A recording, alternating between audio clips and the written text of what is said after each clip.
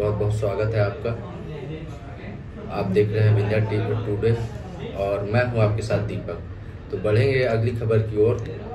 बात करेंगे रीवा से, जहां हमारे साथ जुड़ रहे हैं अपने विंध्य के इस धरोहर धरती के पुत्र हैं, जो कि इन्होंने 25 देशों का स्टॉक मार्केट जो है तो इन्होंने चलाया है और उसे एडवर्टाइज करते हैं। तो आइए इनसे हम जानने का प्रयास करेंगे इनका क्या नाम है और ये कैसे उसको अपने हिसाब से ऑपरेट करते हैं, कैसे इन्होंने इस कला को हासिल किया है, क्या किया है, किस प्रकार से जो है। तो इस आइए जानने का प्रयास करते हैं। क्या नाम है आपका? मेरा नाम रजनीकांत द्विवेदी है और पहली बात तो ये कि मैं एक डिप्लोमा इंजीनियर है ना। और जैसा कि आपने ये कहा कि मैं 25 देशों का स्टॉक मार्केट को ऑपरेट करता हूँ, एक्चुअली मैं ऑपरेट नहीं करता हूँ 25 देशों का स्टॉक मार्केट। मैं एनालिसिस करता हूँ वर्ल्ड इकोनॉमी की एज अ चार्ट एनालिस्ट है ना।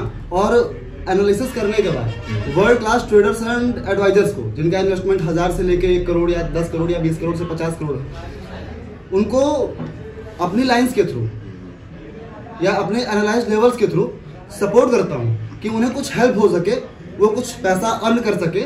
और उन्हीं लोगों को सपोर्ट करता हूँ जिनके पास खुद का मार्केट सेंस है। ऐसे लोगों को एडवाइस नहीं करता हूँ जिनको खुद का मार्केट नॉलेज नहीं है।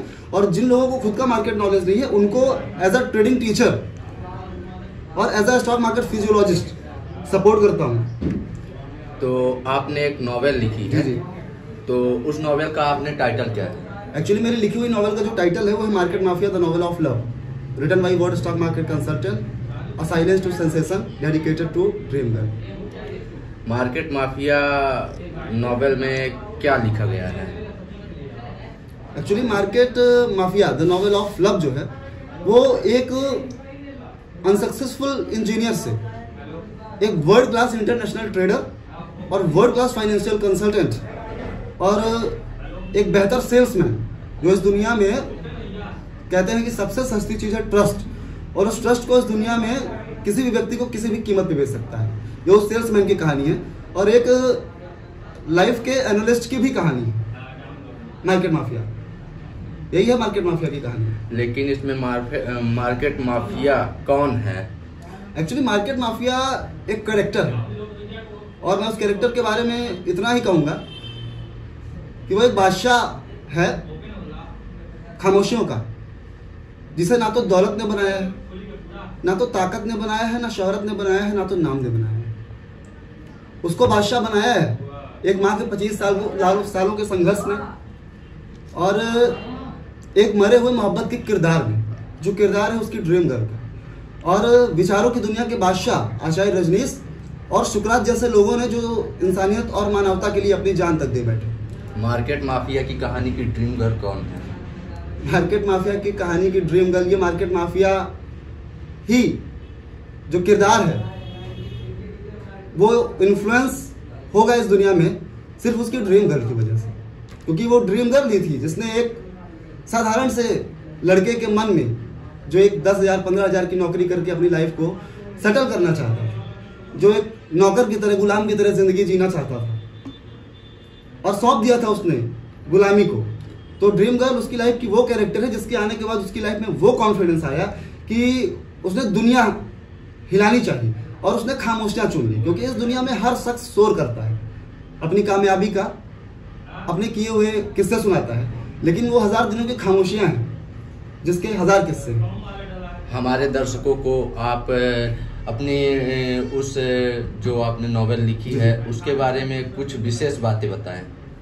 उससे लोगों को क्या फायदा होगा, क्या प्रभावित करेगा? पहली चीज तो कुछ नया मिलेगा और नया ऐसे मिलेगा। ऐसा क्या मिलेगा नया जिससे लोग प्रभावित होंगे? इस दुनिया में करोड़ों फिल्में बनाई गई, ठीक है, जिन फिल्मों से हम सीख लेते हैं और कहते हैं फिल्में सीख देने के लिए बनाई गई है, लेकिन आप जब गहराई से देखेंगे ना तो वो फिल्में सीख नहीं देती, क्योंकि फिल्मों में अपराधियों को मिटाया जाता है, ना कि उस मानसिकता को जो अपराध को जन्म देती है। फिल्म में अपराधी को मिटाने के तरीके दिखाए जाते हैं, कत्ल के तरीके दिखाए जाते हैं, लेकिन आज तक किसी फिल्म में किसी मानसिकता के कत्ल होते हुए नहीं दिखाया गया। तो ये दुनिया की पहली ऐसी नॉवेल है जहां किसी व्यक्ति से विरोध नहीं किया गया है। विरोध किया गया है हर उस मानसिकता से जो किसी के जीवन में वो परिस्थिति लाती है कि उसे या तो खुदकुशी करना पड़ता है या किसी को खत्म कर देना पड़ता है। आपको कहने का मतलब कि आपकी नॉवेल से लोगों की मानसिकता भी थोड़ा मानसिकता बदलेगी। मानसिकता इसलिए बदलेगी क्योंकि ये मार्केट माफिया का जो कैरेक्टर है ना, उसके आदर्श जो है वो विचारों की दुनिया के बादशाह हैं। ये दौलत, शोहरत और नाम के दुनिया के नमूने नहीं हैं। और कोई बुरा ना माने कि मैं नमूना कह रहा हूँ, ऐसा नहीं है। बट मेरा कहना यह है कि एक शब्द है, एक गाना है कि मेरा जीवन कोरा कागज कोरा ही रह गया है, सुना होगा आप लोगों ने भी। तो ये जीवन का जो ये कागज है वो कोरा क्यों रह जाता है? क्योंकि हम उसमें दौलत भरते हैं, शोहरत भरते हैं, नाम भरते हैं, मतलब भरते हैं, स्वार्थ भरते हैं, जातिवाद भरते हैं। और जब हम एक उम्र में पहुंचते हैं तब हमें यह एहसास होता है कि हमारा कागज जो है कोरा ही रह गया, क्योंकि हमने उसमें दौलत भरी, नाम भरा, शोहरत भरी, मतलब भरा, स्वार्थ भरा, लेकिन हमने उसमें कुछ ऐसा नहीं भरा, ना अध्यात्म भरा, ना प्रेम भरा, ना त्याग भरा। तो ये वो कहानी है मार्केट माफिया की, जिसने अपने जीवन में अध्यात्म भी भरा, त्याग भी भरा, और सिर्फ उस मोहब्बत के किरदार के आने की वजह से। इस नॉवेल से यहाँ के युवाओं को भी क्या कुछ इफेक्ट पड़ सकता है? या देखिए, मेरा जो शहर है उस शहर के हर लड़के का जो एटीट्यूड है ना, वो एक शेर का है। क्योंकि रीवा शहर का हर लड़का इस सफेद सेब की धरती पे पैदा हुआ है। और एक बात और है, जब मैं इस शहर से बाहर निकला, तो जब मैं as a stock market consultant job करता था, तो उस वक्त एक शख्स ने मुझसे कहा कि रीवा के लड़के कुछ नहीं कर पाते, और आज वो शख्स मुझसे टिप लेता है। तो मैं पहले व्यक्तिगत रूप से यही कहूंगा कि मैं यहाँ पे लेखक के तौर पे हूँ, और जब बात होगी वर्ल्ड स्टॉक मार्केट कंसल्टेंट की, बात होगी फास्टेस्ट ट्रेडर की, बात होगी इंटरनेशनल ट्रेडर की, तो फिर वो नॉवेल पढ़ने के बाद आपको फिर उससे मिलाया जाएगा। इससे ट्रेडरों को क्या संदेश मिलेगा? एक्चुअली ट्रेडर्स को सबसे बड़ा संदेश ये मिलेगा कि ये हजारों करोड़ रुपए जो व्यर्थ में उड़ा दिए जाते हैं बिना नॉलेज के स्टॉक मार्केट में लगा के किसी एडवाइजर्स के थ्रू, तो उन एडवाइजर्स को ये संदेश मिलेगा और उन ट्रेडर्स को ये संदेश मिलेगा कि इस दुनिया का कोई एडवाइजर, कोई कंसल्टेंट आपको पैसा कमा के नहीं दे सकता जब तक आपके पास मार्केट में खुद का सेंस नहीं है। और हर एडवाइजर को ये सीख मिलेगी कि सिर्फ एक लेवल बनाने में 5 मिनट का समय लगता है, और उस 5 मिनट के लिए तुम लोगों को 5 लाख की सर्विसेज देते हो, और 5 लाख की सर्विसेज देने के बाद भी लोग 50 लाख रुपए कमाने का सोचते हैं, और तुम वादा करते हो और वो बर्बाद हो जाते हैं, और बर्बाद होने के बाद सुसाइड करते हैं। फिर इस स्टॉक मार्केट को लोग बदनाम करते हैं कि ये जुआ है। तो तुम उनको सिखाओ। हर एडवाइजर को ये कंसल्टेंट की सलाह है कि तुम सीखने पे ध्यान दो, कमाने पे ध्यान मत दो, कमा के देने पे ध्यान मत दो, तुम सिखाने का चार्ज करो, कमा के देने का चार्ज मत करो। और ये वर्ल्ड स्टॉक मार्केट कंसल्टेंट कह रहा है, जिसने दिन के 18 घंटे कॉन्शियस माइंड से दिया है और दिन के 3 घंटे से 4 घंटे सबकॉन्शियस माइंड से दिया है। और उसके बाद की एक बात की, वो आशिक कह रहा है जिसने अपनी मोहब्बत के लिए दुनिया हिलानी चाहिए। आपने भी क्या कभी इसमें स्टॉक मार्केट में कुछ? देखिए, मैं एक ही चीज कहूंगा, क्या जो किरदार जिंदा नहीं, और मैंने आपको कहा कि मैं कुछ नहीं, जो है वो कहानी है किरदार की, उस ड्रीम गर्ल की, उस मार्केट माफिया की। क्या आपने कुछ अमाउंट बनाया हुआ है इस ट्रेडिंग करके? और बस एक छोटा सा एग्जांपल देना चाहूंगा कि मैं एज अ कंसल्टेंट, मैंने वो जो किरदार है मार्केट माफिया,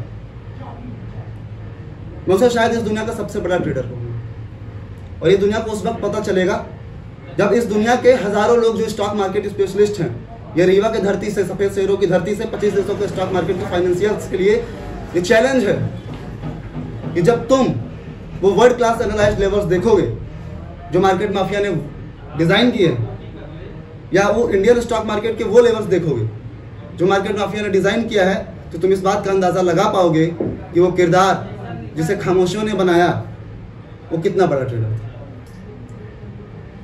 और कुछ इस जैसे कि आप और इस मार्केट माफिया के कुछ हमें वैसे शब्दों में सुनाइए ताकि हमारे दर्शक जो हैं वो भी समझ पाएं इन बातों को। शब्दों में देखिए, मैं आपको शब्दों में बस इतना ही कहूँगा कि मैं आपको 2-4 लाइंस के कुछ कोट्स जो मेरे फेवरेट हैं, मेरे गुरु हैं एक्चुअली अवध ओझा जी।